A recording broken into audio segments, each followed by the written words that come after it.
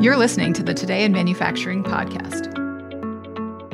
Hi, I'm David Manti, and welcome to a new episode of the Today in Manufacturing podcast. With me this week is Jeff Ranke and Andy Zoll. We each have about 15 years of experience covering the manufacturing industry. Every week, we take the 5 most popular stories on our website and discuss the implications they might have on the industry going forward. No Anna again this week. Hope the family gets well, and we hope to see her again soon. How you guys doing this week? Good, David. How are you? I'm doing great. I'm going to finish the rest of the intro now. All right. Please make sure to like, share, subscribe to the podcast. You could also help us out a lot by leaving us a positive review on whatever platform you use. Finally, to email the podcast, you can reach any of us at Jeff, Andy, or David at IEN.com with email the podcast in the subject line. Jeff, now how you doing? Great. Really good. All right. Glad to hear the rest of that intro. Also excited because we had some responses to the trivia question. So at the end of this episode, we'll give out the answer as well as pose the next question. Oh, right on. Okay. Before we jump into it, I also want to do a special shout out to Alex for reaching out to us, not to be confused with producer Alex, but the person who reached out about The Man Who Saved Christmas. You started watching that, right, Jeff? Yeah, halfway through it, pretty solid. Part of it is it's kind of cool because it's a true story, and it's about the guy who created the erector set. Oh. And some things that he, kind of his story from there. So yeah, so far, very entertaining. I can already feel my hands bleeding with the tiny little cuts. Like from when I found my dad's erector set in my grandma's basement. I'm just like, this is dangerous. A lot of fun though. Yeah. I also wanted to put out a programming note that we will be back on Tuesday, January 4th. I know that most people download this on Monday, so I apologize for whoever's commute I'm ruining on the Monday, but hopefully you can catch up with us on Tuesday. All right, let's jump into our first story this week. Lazy millennials, not the main cause of labor shortage. It turns out that early retirement has a more significant impact on the labor shortage than millennials. In November 2021, 3.6 million more Americans left the labor force and declared that they did not want a job compared to the same month in 2019. About 90% of them were 55 or older. The departures have been attributed to a number of issues, including the stock market and growing home prices, giving older workers more options. It can also be linked to the higher risk for older people to go to work during the pandemic. It's important to note that the unretirement rate has increased from 2% early in the pandemic to 2.6% in recent months. Now, unretirement are obviously people that are coming out of retirement and back into the workforce. Andy, what were your thoughts on this story and lazy millennials? I always like a story where popular perception kind of crashes into actual data. Yeah. Because it always kind of reinforces how bad our instincts are sometimes. Oh, yeah. No, I found this story very, very interesting because now overgeneralizing broad swaths of the population is bad and wrong pretty much all the time, not to mention inaccurate. But we're technically both millennials, so that one kind of frosts me a little bit about how they're lazy and whatever. No, it's we've heard a lot of talk about the Great Resignation as in this, kind of rapid shift in the labor market. And that seems to be that the younger workers they're leaving jobs, but they're heading to different jobs. It's not this perception that they're on the government dole, so they're just sitting around watching Netflix. That's not what's happening. They're taking different jobs because workers are in demand. And then it's older workers who are kind of surveying the economics and the maybe more unsafe conditions for them with COVID and saying, no, it might be the time to cash out a little bit. So, no, I thought it was interesting, and it's always good to get your preconceived notions checked a little bit. True. And I mean, we are millennials, and I haven't been a lazy millennial since my early 20s, like in college when I had like 30 different jobs, but that's for a different time. All right, Jeff. Well, point of clarification, Andy. First of all, it didn't say that millennials are not lazy. It just said they weren't at fault for this. Oh. So that can still be debated. See how I'm not part of that group. We can throw that out there. No, I think it was interesting, the title that we chose when we ran this. CNN had a similar report where they talked about boomers are to blame for the labor shortage. I thought it was interesting that there's just this need to sort of centralize it on one group or something. It seems like really trying to be divisive here. And the reality is, I don't think this is an age thing or a generation thing. I think this is just the result of a number of factors that came from a worldwide pandemic. I mean, weird times created a weird situation. You've got a combination of people who, in my opinion, if you've worked for 30 years and you're good financially and you want to cash out, that doesn't put you at fault for anything. True. Yeah. Same thing, if you're in a situation where you want to hold out for a better gig, you're also not at fault. It isn't anybody's to blame. It's just a bunch of weird dynamics. I think the one that I do struggle with a little bit is this sort of anti-work movement that we've talked about, where people are basically saying, you know what, I am totally cool just crashing with 6 people in a studio apartment and we'll figure it out until we can find exactly what we're looking for. That's fine. But we also ran an article last week talking about the Port of LA getting more stuff coming in all the time because we're still buying and wanting more stuff. So when we look at this, as painful as it is for a lot of service industries, for a lot of manufacturers, I think this whole labor shortage is something that will work itself out. I think human nature is going to eventually say, you know what, I am 35, 40 years old. I want a nice winter coat and maybe a little space. So as that comes about, you're going to find a job. You're going to want to have some economic means to make those things happen. So I just think this pandemic put everybody in a really weird spot, had them re-examine a number of things. And this is what you're seeing right now, is sort of this societal push.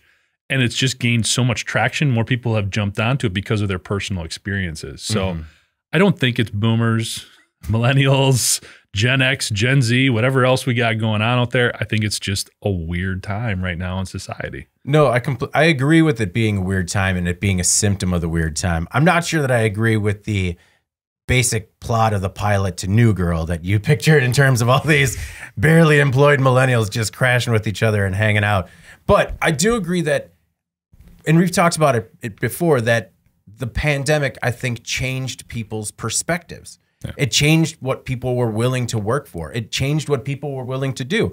Like, and part of that was already starting with the gig economy. You know, people were breaking off from traditional roles and trying to do it themselves, even though from the people I know working in the gig economy, they're working about 5 times harder than people with a regular gig. What I found interesting was that we did see this increase of only 0.6% of people that are coming back out of retirement, but that still works out to like 21,600 more workers unretiring on like a monthly basis. I also wanted to talk about how companies are making it more and more attractive to keep working, because I think that some companies are fed up with this labor market now and are actually finding more success in keeping current staff happy and older staff incentivized. You know, whether or not it's convincing people to push off their retirement a little bit, offering maybe a scaled back workload, because I mean, we know how difficult it is to have that, or how valuable that tribal knowledge is in this industry. And I mean, if you have a guy working 30 hours, 25 hours a week with that tribal knowledge, he might be better for your company than a full-time person that you got to train up. I don't know. Yeah. At least in the interim. I think a lot of the things that have come about too in terms of wage increases for several positions is a very positive thing. Oh yeah. You hope that doesn't have an overly negative effect in sort of feeding this inflation beast that we're also fighting right now. Yeah. But there has been some things that have come to light that I think will help self-correct as well. Yeah, and with this great resignation that we're talking about, I wanted to say that it also depends a lot on the study. You know, this is one particular data set from CNN. If you go to another source, you know, in October, there was another study that said millennials, Gen Z, and the worst thing I've ever heard of, zillennials, were remaining out of the workforce. So, but actually, so what I like about the zillennial is that, you know, I don't like getting lumped in with this millennial, you know, because we're topping out we're at the top end of the millennial. But when they kind of break off the bottom of the zillennials, then I'm like, okay, yeah, I'll ride with the rest of them. So what's the one before millennials? What's that generation? I think it's technically, that's Gen X. That's Gen X? I'm Gen X. That's what I am? Okay. Yeah. So I guess we're like maybe millennials. No. Yeah. But so this separate report that came out in September said that nearly a quarter of workers aged 20 to 34 were not considered part of the U.S. workforce. And that's 14 million Americans, according to the Bureau of Labor Statistics, that were neither working nor looking for work. And that's, man, if we could just get some of them incentivized to get back, it would do a host of good. Yeah. All right. Our next most popular story this week. EV startup Nikola settles with U.S. for $125 million. Troubled electric and hydrogen truck startup Nikola got a little closure when it agreed to a $125 million settlement for defrauding investors. In July, company founder Trevor Milton was charged with 2 counts of securities fraud and wire fraud. The SEC said Milton misled investors about Nikola's technological advancements, like in-house production capabilities, hydrogen production, truck reservations and orders, and its financial outlook. He also lied about its capabilities, like refueling time on the prototype vehicles. Based in Phoenix, the company didn't admit or deny the SEC's findings, but it did agree to cease and desist from future violations. Andy, at least they agreed to stop lying in the future. This is the company that, in a video of its prototype, showed its engine working when it was just rolling down a hill. Is that what happened here? Oh, yeah, they did too, because that was them and Lordstown, I believe. Yes. So the main target here, it seems like from all corners, is Trevor Milton, the company's founder. This company has obviously settled this SEC investigation, but in their response, they're basically not admitting guilt, but they're also saying, hey, this is all his fault, and we're trying to get our money back that we're paying to the government. We're trying to get that back from him. So, and then he's also under investigation by the Justice Department. So that kind of seems to be who all the focus is on. Nikola, they have their own issues to hammer out as they try to move forward as an actual legitimate company here. So maybe if they focus all the regulatory and investigative energy on Milton, they can leave the company alone to try and scrap together a future somehow. Well, it was like we were talking about with the DC Solar investigation finally wrapping up. Like, the company needs a patsy sometimes, and I feel like Milton is definitely that patsy.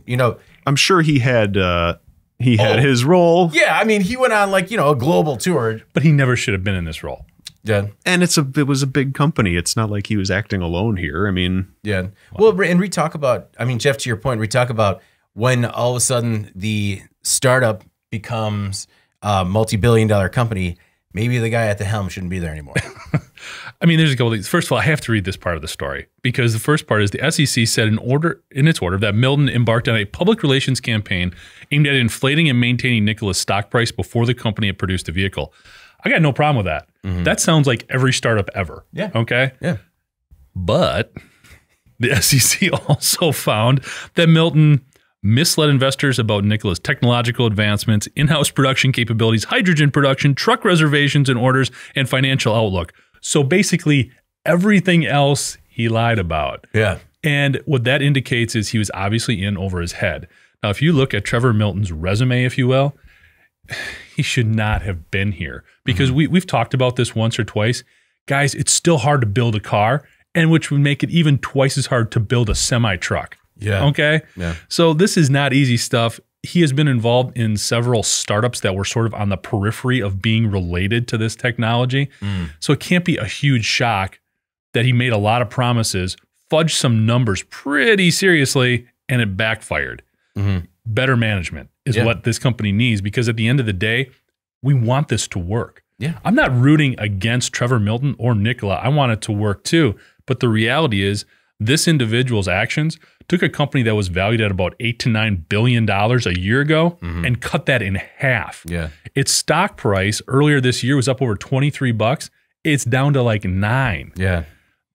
Using this SPAC approach, they had over $900 million in cash available to them. They've burned through a third of that already, and now they could lose another 25% due to this. After all of that, just prior to this, they delivered their first 2 trucks. Yeah. They sent them out to the name of the place here. Let me pull this up real quick. The Total Transportation Services, which is a truck company operating out of the LA and Long Beach ports. They've got 2 of these test vehicles in now. If they work, they're going to order 100 more of them. Yeah. There was also another contract that they just recently received from Hennef, which is a company, they primarily food and other liquid bulk products out of Oak Brook, Illinois, and they're ordering 10 trucks. Yeah. So again, everybody wants this to work, but when you've got a guy at the helm who probably is in way over his head, that puts a technology and really a new market at risk because he isn't well equipped to handle it. Yeah. And you called him a patsy. I don't think he's even a patsy. The reality is he just was the wrong guy for the job. It doesn't mean he doesn't have a place, a purpose, abilities.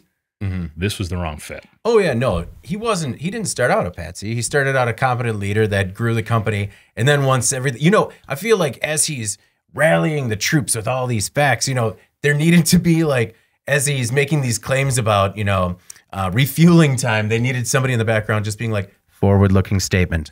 And just like, you know, all the other claims he was making, I just pictured the people in the back as he's giving these presentations going, oh, I don't know about that one. Can we say that? Okay, we're going to need to, you know, something could have been done proactively rather than, but I feel like once the company kind of, you know, things started rolling for the company, it's hard to kind of walk some of those statements back, you know, when you're starting to get a little juice as a startup.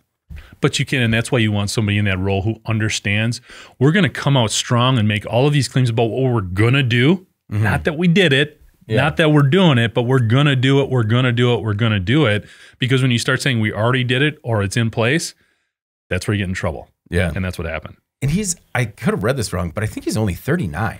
Like he's a young dude. Yep. Which just, again, we talk about this, but I mean, he's already been penalized for $125 million by 39. I'm just, I mean, that could be the least of his troubles. I mean, this thing. Oh, I know. The final thing I wanted to bring up was the company statements that I found interesting because, you know, normal statement. The company will pay $125 million civil penalty in 5 installments over 2 years. It's fine. We got it. It'll be completely metered. Settlement resolves and concludes all government investigations of Nikola. Hey, they found a couple of bad apples. We got rid of them. Everything's tidy. They're not going to talk to us anymore. And then right at the bottom, the company has taken action to seek reimbursement from its founder, Trevor Milton, for costs and damages in connection with the government and regulatory investigations. That's where I got the whole patsy line. Because it was just like... It was all him, man. Yeah. You know what? We figured it out, and man, Trevor's going to pay. We're just going to start filling that golden parachute full of holes. But he hasn't been like fired yet, which is kind of mind-blowing. Wait, he's still at the company? He resigned. He did resign. He did. Okay. Oh, yeah. Okay. Because he's founder and former chair. Yeah. That was right after the initial report came out, and I think he tried to hang on for a little bit, and then he was like, no, you got to go. Yeah. Okay. Yeah. Step down from his board position. Yeah. All right. Our next most popular story this week. Half of the U.S. oil pipelines are reportedly unused. Energy research firm Woods Mackenzie recently said that about half of the oil pipelines in the United States are unused. Some of the nation's biggest networks are running at reduced capacity, including the Dakota Access, which was at 100% pre-pandemic and is now moving at about 77% of capacity. Pressures from OPEC, as well as investors who lost money during the shale boom, are encouraging U.S. producers to limit production. This is all happening as the world works to move beyond fossil fuel intensive technologies and industries. So, Jeff, will these empty pipelines live to see a ramp up of oil and gas, or are they going to stay dead and buried? They will not stay dead and buried, David. Okay. I do not believe that to be the case. A couple of reasons. You're right. They put out the stuff in the Dakotas. It is starting to wind down, but there's also been a report out that they just found a new reserve potentially of oil to start extracting from there. We've also seen reports from the Energy Information Administration that says both the Marcellus Shale, which is kind of out in the Appalachia area, as well as the Permian Basin down in Texas, they're going to have record numbers in January in terms of production levels. Okay. They're going to need pipelines. So I do think that this was sort of a temporary setback in some respects. However, the capacity that is still out there and not being used is kind of is alarming. Okay, I would agree. That is kind of alarming to have that much infrastructure in place that is not being utilized. As you said, as we start transitioning to more sustainable solutions, more solar power, electric cars, all that kind of stuff, you do wonder about the future of having all these pipes in the ground. Yeah. What's kind of interesting is these pipes can be used for other things. Yeah. Okay. The main one that has a definite application is water delivery. Okay. Oh, okay. So, I mean, I think there is opportunities to leverage this for other applications. I mean, worst case scenario, maybe we just get some pressure in there, start using it like pneumatic tubes, you know, like in an office building or at the bank or something. Just Amazon taps into it. We've got stuff shuttling underneath the earth and using these tubes for parcel delivery. What do you think? I know they're not big enough, but I immediately thought like Boring Company Hyperloop sort of thing. Yeah. But, you know, for kids? No. Pets. Yeah, for pets. Obviously kidding about the last one, but there is definitely application for these pipelines for other things. That's good to know that they're not just, you know, taking up space in the ground. Right. Andy, I mean, part of this industry with oil and gas, it has to come, not everything's always going to be running at 100%. No, and things seem to fluctuate a great deal within that industry. And, you know, I'm sure the stats at this particular juncture are subject to any number of factors, which were mentioned already, OPEC and the coming out of the pandemic and all that sorts of things. It does make me wonder, not that there's a huge appetite at the moment for additional big pipeline projects, but under a future administration or under a future Congress, if there were, it might be hard to make that sale given all the employment and environmental disruptions. If all these are sitting idle right now, you know, what's the argument to be made to build more of them? Right. So it's that's obviously hypothetical and far down the road. But that's just might be another element of that argument because it's always a big fight regardless. Well, in oil and gas shippers, they often find themselves building these pipelines amid a boom, only to find out that they actually make too much capacity when that downturn happens. And I was interested to see that production surged to 13 million barrels per day in early 2020. And at the time, the U.S. was the top oil producer. Yeah. I was not familiar with that. And it has still averaged 11 million barrels per day in 2021, although it says like only 11 million barrels per day. But I'm like, still seems like a lot. Well, and we're still buying oil too. I mean, it's not like we're relying just on the stuff that we make. So it is an interesting dynamic that came about from primarily those three areas geologically that we were able to do. And I think that's a great point, Andy, that you make too. One of the reasons that I was definitely critical of President Biden when he first came into office was slashing the Keystone Pipeline and some other similar type of projects. But in light of this, it does make you think a little bit about that stuff. And are we just make the most use of what we already have? And that just seems like common sense. Yes, regardless of political motivation. I wonder when the tipping point is. Like, obviously, the global leaders are talking more in theory about weaning off fossil fuels more than it's actually taking place in practice, at least right now. But I wonder when that tipping point is where some of these arguments where this infrastructure will be obsolete. I wonder where down the road that happens because it's coming at some point. Well, and we've talked about it. And while it seems to kind of come and go in a regulatory discussion, it seems like it's the private sector that's been pushing the alternative agenda more so, with, big companies, big automakers setting, near-term deadlines as to kind of when to get off of fossil fuels. I think everybody, maybe the private sector now, maybe a little more than government in some areas, kind of sees the writing on the wall. Which is number one good, because that's where it should come from. It should have a practical application, not just being forced upon people by government agendas, however you want to term them. I mean, there are helpful government agendas too. They're not all bogus, but that's where it does need to come from because companies need to be profitable at the same time as they are making all these other improvements. So True. It's good to hear. All right. Our next most popular story this week. Poultry plant workers vote to remove union.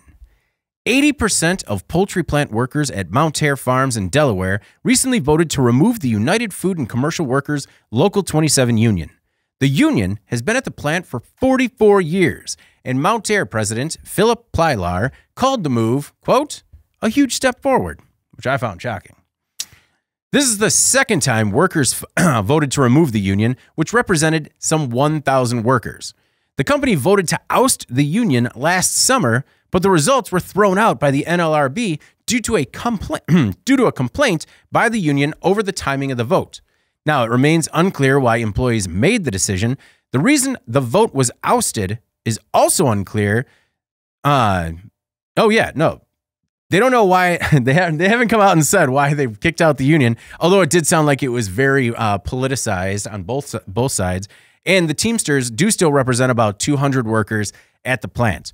Jeff, I thought this entire thing was interesting because we're seeing a kind of a real pro-union movement in this country, and it was interesting to see one get voted out. Well, especially in this sector, we've seen stuff at Frito-Lay. We've seen stuff at just recently Kellogg's.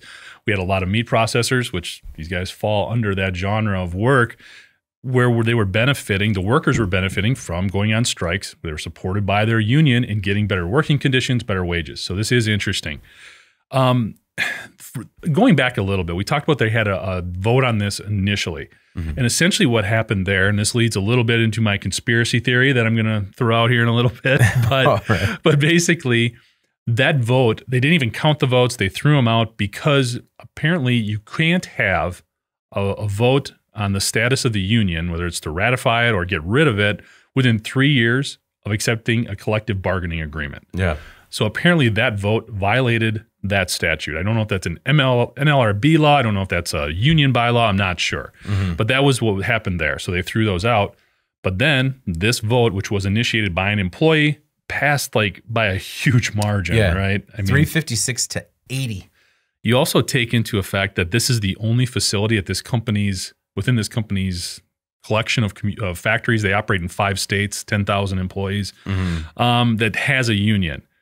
So my my sort of like half glass, half empty perspective is almost, all right, these employees probably were looking to get some sort of improvements after seeing everything else that's going on. I'm sure they face some of the same pressures and situations as others did during the pandemic and working a lot. Saw an opportunity to increase their their wages and their whole pay package. It would not be surprising if someone at this company basically said, hey, we want to do this for you. Get this union out of here and we'll take care of you. Now, I know that would take a lot of trust, obviously, between the workers, and there's collusion and other issues there. But the United Food and Commercial Workers is the 5th largest union in the country. It has over 1.3 million members in the U.S. and Canada. This is not just a local thing here that they're dealing with. So for them to be removed from the facility and for them to be no real reasons why just makes me look a little bit deeper and wonder if there wasn't more going on there between the factory and the workers. Yeah, no, the chatter back and forth, you know, you definitely heard about the people that were pro-union were talking about closed door meetings that they were having to talk about anti-union sentiment. And then they also had the pro-union collective that was, you know, talking about, you know, trying to sway people to keep the union. One thing that I was surprised with, Andy, is that, you know, why did fewer than half of the members that the union represents vote?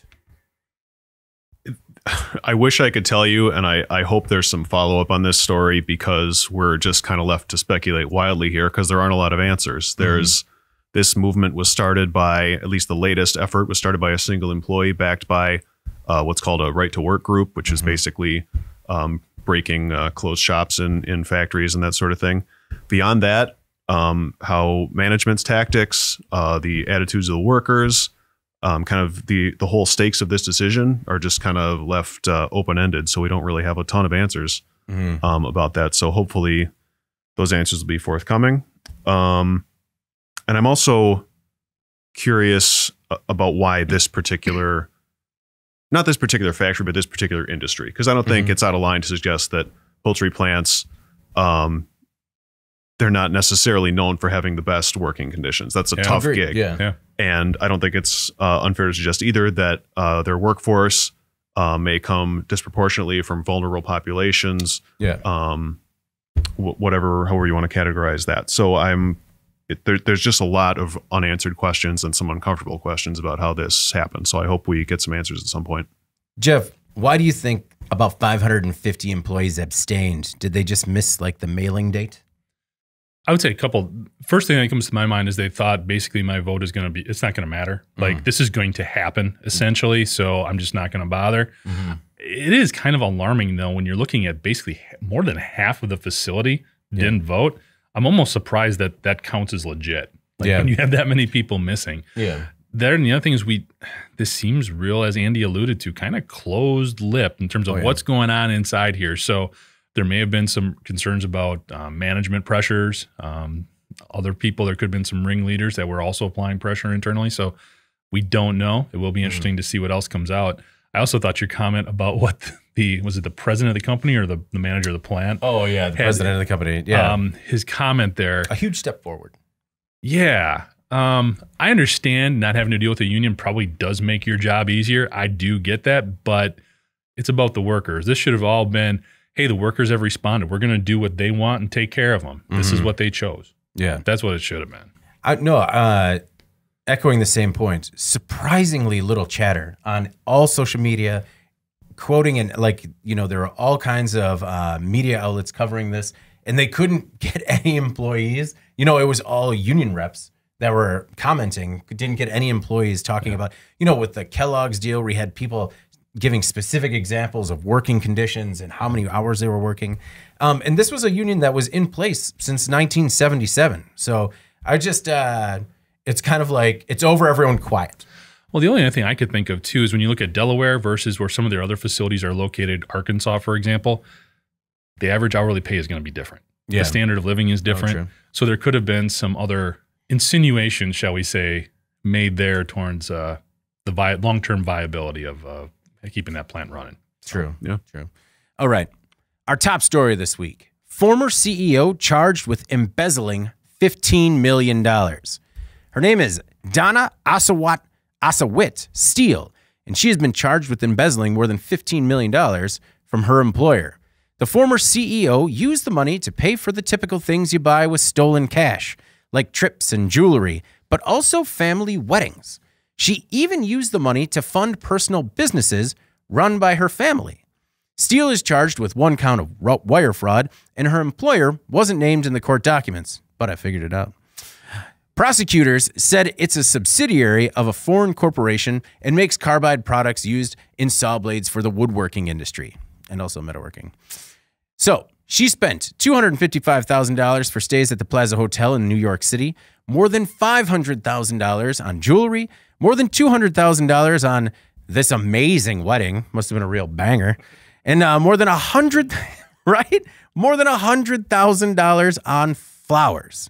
She also transferred more than $350,000 to clothing and furniture businesses that she operated, which was called Opulence by Steele. Andy, was it lost on you that the place she transferred it to called Steele? This is why you need a trusted circle of confidants around you, so you can ask them, hey, should I name my sketchy furniture brand Opulence by Steele? And they can be like, no, maybe go a little more subtle. Yeah. No, this story appears to check most of the boxes for crazy things to buy with stolen cash. So this was a good one. This is one of those instances where, like, stupidity is not illegal, right? You just get penalized for things you do when you're stupid. Yeah. This is just a lazy and clumsy way to commit corporate theft, and kind of needs to pay the penalty just for being so brazen about it. Instead of like Opulence by Steele, Jeff, how about like Glam by Embezzlement? Well, are you going to share the name of the company that you're able to find? Yeah, so according to the Hickory Daily Record, she worked at Tigra USA, which is a company that makes tungsten carbide and cutting materials for tools companies in Hickory, North Carolina. She was there from 1999 to 2020, January 2020. Now, one of the things, Jeff, that I also found interesting was when credit card companies would reach out to her about suspicious transactions, all she had to do was go, yeah, no, they're approved. So yeah, this one, man. So, and it's not a small facility. It's a German-owned company. So this is a subsidiary, Tigra USA. Still like 150, 200 people in this facility. And that's what got me, because looked at a report on the CharlotteObserver.com about this story. And they said because of Steele's actions, prosecutors said that vendors withheld products from the company due to later non-payment. Customers complained about being placed on credit holds despite paying what they owed at the time. And even potentially the worst is employees weren't paid on time, had their insurance canceled without warning, and saw their company cards decline when they made legitimate purchases. So, I mean, it wasn't just her stealing. She hurt the people that were making those funds available to her, which is sickening. And it's such a head shaker. And you talk about, stupid things to do. She'd been doing this for 6 years. I mean, she became the CEO in 2015. What led me to do is just wonder, how does somebody get to this point? Because at some point in her life, she was obviously a superstar for this company. She must have been very successful and very good at what she was doing. She made the CEO. Yeah. What happened? So, and just trying to get into the mindset a little bit, and it's almost sociopathic. Like it's just not caring. So I was looking at an article talking about some of the common traits of embezzlers. Interesting. And first of all, and it fits in with the profile. First of all, they are very possessive of things. So you can think of people who potentially are very successful, take ownership of things, and it becomes theirs. So they become this mentality of, this isn't just the company's money. This is also mine. This is ours. This is what we've done. Okay. And we've created this, and taking charge of that, that means that she can also sort of limit who has access to all of that stuff, all of those financial dealings, all of those records, and she can insulate herself. And what that can lead to is this cognitive dissonance where even though they know embezzlement is wrong, what they're doing isn't. They convince themselves that because they've taken possession of this and it's their thing to manage and it's their hard work, that they're not stealing from the company. They're just leveraging the fruits of their labor, essentially. And they convince themselves of this. And that's one thing. But again, when you look at the 150 people that she was screwing over in this plant as well with these actions, it's something I'm glad I have a hard time wrapping my mind around. Yeah. Well, and we've talked about it with other embezzlement cases and other people that get caught with fraud, where I just see it as, the first time that she used the company card on clothing and nothing happened. Yeah. Or the first $50,000 she spent on flowers and got away with it. The one thing that I was surprised was also missing was cars. Normally, you got quite a garage going on, cars and a couple of homes. But I completely agree. It's like almost a part of the character trait that makes them driven to become a CEO. Yeah, and I should point out that it's not necessarily business savvy or what have you that gets you to that top chair. Sometimes it's just convincing people around you that you deserve it and you earned it. So I don't want to name any names in particular here, and that's not. No, so we like to just we don't name them. We just collectively think about. That's them right. While other people speculate. That's right. Well, one other thing too is in that same article, I thought this was kind of interesting. It's in the LinkedIn article. Small to mid-level companies are those most likely to have an employee steal from them, accounting for 69% of all embezzlement cases. Because again, it's easier to have that inner circle that you can just ward off. And basically, like you said, anytime she got a questionable charge, no, it's good. I'm the CEO. I say it's good. Yeah, approved. Yeah. No, it wasn't like big embezzlement, but when I was a teenager, I worked at a grocery store, and I had a friend up at the service desk, and all of a sudden one day she was gone. And turns out she was gone for a long time because she was cashing bad checks the entire time. And it was like a small family-owned grocery store. You're not going to get away with that she got away with this for what, 6 years, you said? Yeah. Man. I also liked the quotes from the president, and this was his quote. His quote was, "We are gratified that justice is being done." Stop. Full stop. She also did a great job of wiping everything off the internet. There were all these different family accounts and nothing on social media. The only thing was that there's the old Opulence by Steele Instagram is still out there. And while she did a good job of cleaning everything else out, there was one post that just said, "It costs $0 to be a good human being." Cognitive dissonance. Not wrong, but yeah. Oh, goodness. Come on, Donna. Be better. Right? Yeah, be better. Costs less than that to be it. Anyway. Well, let's move on to In Case You Missed It. Some of the stories that maybe weren't as popular on the site, but still stand to make a big impact on the industry going forward. Andy, let's start with you this week. What was your In Case You Missed It? So mine, if I have to track down the headline here because I forgot to put that on my other note sheet. Man charged in $82 million hacking insider trading scheme. So we talk a lot about cybersecurity here and the potential costs of not keeping your data secure. So, and this is not this is not an amateur hack that happened here. So what happened was prosecutors alleged that 5 Russian nationals hacked into U.S. networks to steal financial data before it was disclosed to the public. So earnings reports, basically, before they became public knowledge. They used that information to trade stocks, and they made more than $80 million between 2018 and 2020. So the companies affected were, or listed here in the report, were Tesla, Snap, Roku, Nielsen, Kohl's, and others. So that's another maybe more concrete example of what people can do with your information if they get a hold of it. And it's also a lesson to any Russian hackers who may be listening in. Watch where you travel, because there were 5 people here. This individual's name is Vladislav Kluskin. Nailed it. Killed it. Just say it once, because then everybody thinks you're right. That's right. He went to Switzerland this spring for reasons, and now he faces decades in U.S. prison, and his 4 colleagues are still out and about. So was it the Swiss authorities that caught him? He was arrested in Switzerland, extradited in December this month. Man. And now he's under federal indictment. He went for reasons. For reasons. I'm here in Switzerland for reasons. Yeah. They are my own. I mean, I hear it's lovely. Just maybe when you're trafficking in Tesla insider trading secrets, maybe just watch yourself a little bit. Jeff, you've been covering a lot in cybersecurity with the security breach series that you're working on. What were your thoughts on this hacking story? Yeah, it's incredible. And, we just had a really interesting guy on the last episode. We'll be looking to put that out shortly. And one of the things that he talked about is just the advancements that are being made also on the white hat side of things. Okay. We know the black hats are out there doing their thing and creating all sorts of carnage, leveraging technology for insider trading and lots of other nefarious things. But at the same time, the good guys are getting smarter too.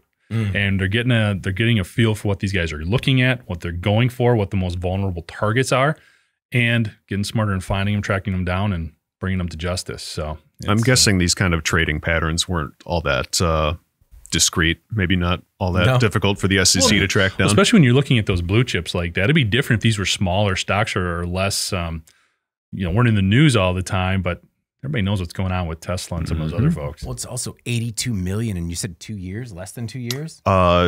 Less than 3 for sure. Is 2018 to 2020. Okay. Slow it down a little bit. Right? More of a trickle next time, guys. I mean, you can live pretty comfortably on $500,000 a year, and they may not as be aware. Yeah, just smaller fraud. Don't go to Switzerland. And again, these guys had ties to Russian intelligence and that sort of thing. So not your mom and pop hacking operation. No, that's Jeff. Do you want a conspiracy theory on that one? I know you got a couple. Oh man, don't get me started.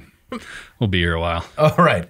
We will save, Russian meddling for another day. All right. For mine, in case you missed it this week, I chose the first 3D printed owner-occupied home in the U.S. So Zach Mannheimer founded Alquist 3D in 2020 to solve the rural housing crisis with new 3D printing technology. Last week, the company, in partnership with Habitat for Humanity, unveiled the first 3D printed owner-occupied home in the nation. April Stringfield and her son are the new owners of a 1,300 square foot 3D printed home with 3 bedrooms and 2 bathrooms.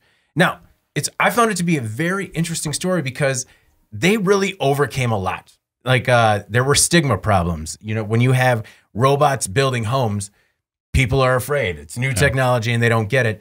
That's kind of why they chose the bungalow style home that they have. They came in to supply chain problems. They couldn't get the 3D printer because of COVID-19 and because that ship got stuck in the Suez Canal. They had technology problems because it turns out not all concrete is created equal. When you're printing it in Virginia, it's not going to react the same. And they had other hiccups along the way. They had cost problems. They had material problems in terms of the concrete getting too hot and becoming brittle. Now, all of that aside, they still created 2 prototype homes, a 3rd home that now has a family in it. And while we've covered a lot of 3D printed homes before, this is the first one that's actually making a real impact on society. And I think that's really cool. It's also interesting to see this groundswell around 3D printed homes. And, typically, especially in case you missed it, I use that as my forward-looking, crazy, futuristic, UFO. Whereas, this was something that we talked about 3D printed homes for the last few years, and it's actually here. It's realized, and there's a tremendous opportunity in it. It is. It's really interesting. It's a smaller home, 1,300 square feet. Yeah, so I think it's a good test case to see what happens here, because I'll be honest, as much of an advocate as I am for 3D printing and all the potential applications, we talked about military stuff last time, medical, obviously, a huge number of opportunities there. I need to see this work, before I'm going to trust that it can handle weather and bugs and all those other things that you count on a home to safeguard you from. Yeah. So it's good that we can get a legit test case out there and see if this makes sense going forward. Yeah. He also works with this Atlas Community Studios, which works to revitalize small communities. And he's been working with small towns that average about 3,000 people and building new streets, creating new businesses, and helping current businesses in the region expand. Now, Andy, one thing that I found interesting, and we talk about it all the time, but he sort of just reinforced it for me. Working in these small communities, the top 3 complaints that he hears all the time in every community: a lack of childcare, poor access to broadband, and limited or no housing options. That's what we've, every time we talk about 3D printed houses, it's always, now this house and the houses that they're building, they're still about the equivalent of building just brick and mortar the same way you would every other house. But the idea is, once you get better at it, once it scales, you can bring those costs down and you can try to tackle the housing crisis that affects small towns, big cities, everywhere, because real estate prices have gone so wacko over the past few decades here. Right. So this house was, these homes right now, he said, are valued between like $220,000, $270,000. But when we've worked on it before with Icon Labs, they talk about building an entire community where at scale, the homes cost about $4,000. So does this change or replace the current construction, the current home builder, the labor that's involved? It changes it because there's less materials wasted, and it's actually a more efficient home. But I mean, you mean in terms of like the crew that's there to build it? Right.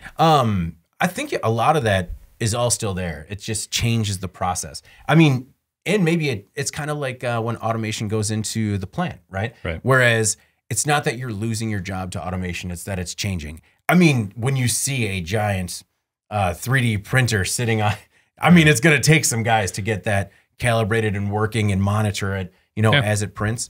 So I don't see it. I do see it being could potentially huge disruption that way, but not displacing jobs. Yeah, I mean, you still need plumbing, heating, Oh, yeah. electrical, all that kind of stuff. It doesn't change. Just maybe some of the framing, things like that are definitely going to be different. Framing's going to be different. But when you look at the home, you can see how it's stratified. You can see the 3D printed layers. But other than that, it looks like a normal home. Yeah, and they did that on purpose. It's a nice little bungalow. Wouldn't look out of place in pretty much any neighborhood. Yeah, I mean, you're gonna look at it just because like the 2 weeks prior to that had like a monster machine, like pouring concrete through a nozzle. Just everyone, nothing to see here. Let's go check the walls once in a while. Opposite, right? You want them to see that. You want them to see it's effective. It works. It's not as daunting or complex as you might think. I mean, it's building. Well, and the other thing is talking about materials problems is that right now he's printing with concrete, but he's working with 2 different companies. It's Revive Hemp Industries, and I think it's Black Bear 3D on a completely new hempcrete 3D printing technology that could be really cool because one of his biggest things is, we're trying 3D print homes for good, but concrete puts a lot of CO2 out into the atmosphere. Okay. So they're going to try building a 3D printer to print hempcrete.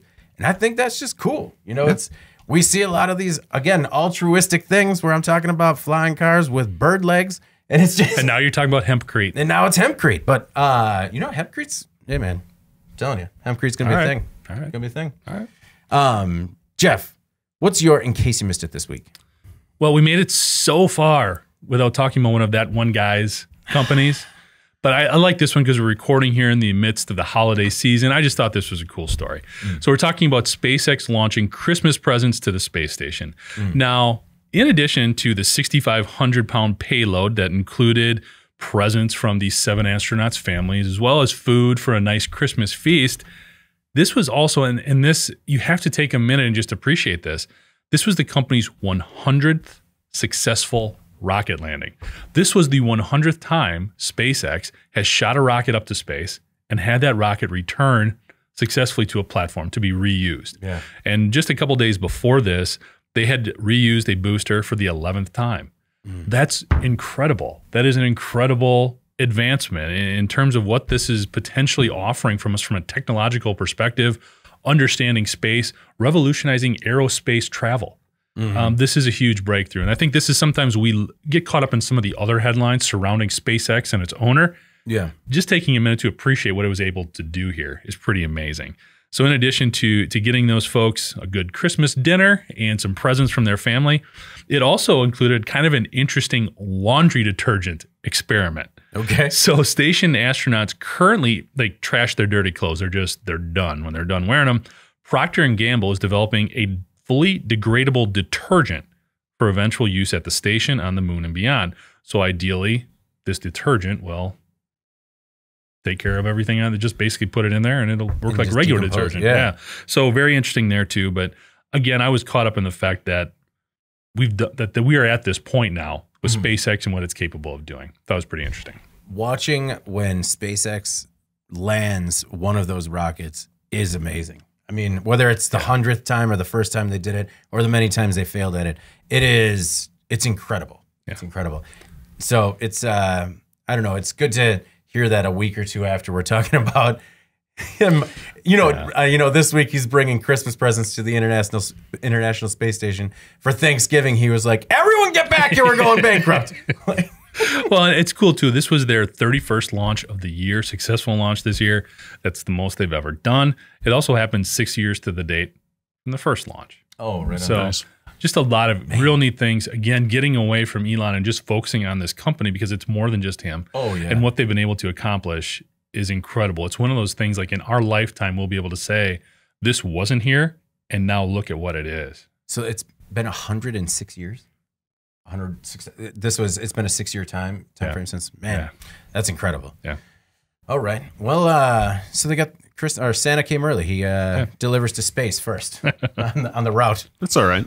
Get that out of the way. All right. Let's move on to our final thoughts this week. Andy, I'll start with you. What are your final thoughts? I try to, every time I do this, I've been fortunate enough to do this a few weeks now. I try to, you guys always come up with a book or a movie or whatever recommendation. I happened to stay up way too late a couple weeks ago watching a PBS documentary about William Randolph Hearst, which I believe it was American Experience. It's one of those episodes, it was particularly the yellow journalism era, the late 19th century. And that's one of those things that you read about when you're a kid in history class and maybe kind of gloss over because you're in a rush to get to World War I or whatever. But working in media now, it was interesting to go back and look at that. So if anyone, I'm the last millennial with cable, so that's where I watched it, but I think you can probably find it on the internet somewhere. If anyone is interested in journalism history and is a big dork like I am. As a tidbit about like what you were seeing about yellow journalism, what was it that you sort of found particularly relevant about what's going on now?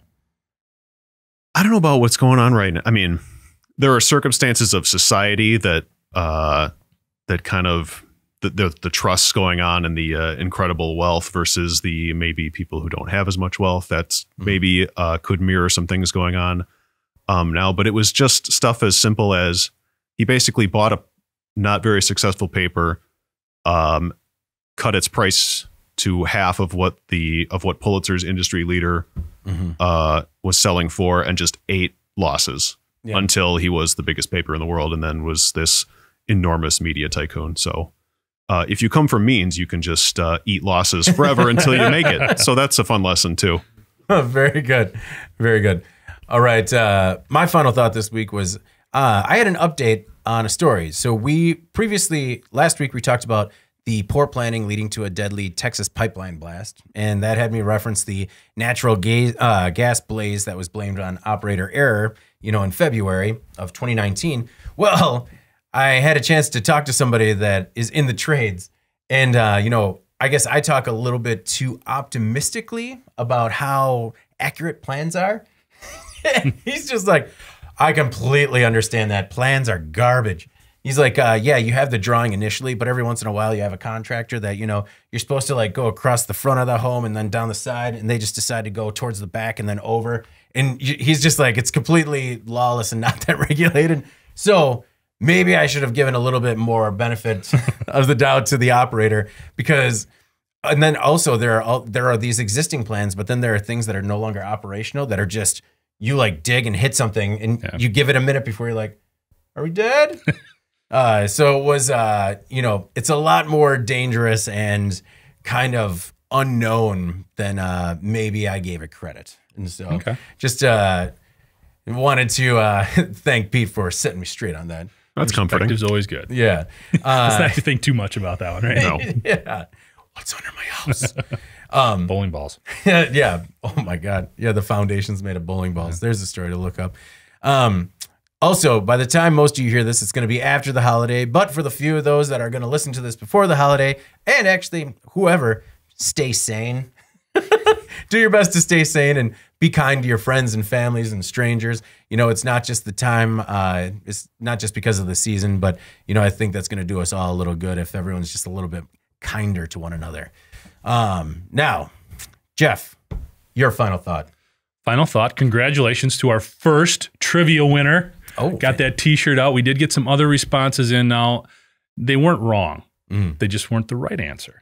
Okay. And let's remember, we are using 35-year-old trivia cards here for safety. Yep. So just to review, the question from last week is, what is the most expensive common injury in the United States? And we were looking for back injuries. So we did have some correct responses, and we got those T-shirts out. That was Larry? That was Larry. Congratulations, Good Larry. work, man. We did have some other folks come in talking about strains and all, strains, falls, all that stuff. This is the one we were looking for. So good work. And for those who were hoping there'd be another opportunity for that T-shirt, here we go. Here is your trivia question. Email any of us email the podcast in the subject line with your response to when do most stairway falls occur? Is it A, walking up the stairs, B, walking down the stairs, or C, sliding down the banister, getting after them Christmas presents under the tree, and you just can't wait. I know which one I really hope it is. So again, you guys don't answer. Yeah. A, B, or C. A, walking up the stairs. B, walking down the stairs. Or C, sliding down the banister. When do most stairway falls occur? Up, down, or down the banister? Let me know. Right. It depends on whether or not this takes place in like a cool 80s movie, like with kids. Just like all the cool kids take the banister down in the shop.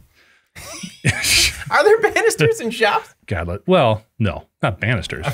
Yeah. That'd be kind of awkward. Yeah. Oh, right on. Well, what are you going to slide down otherwise? Come on. Good fireman's pole.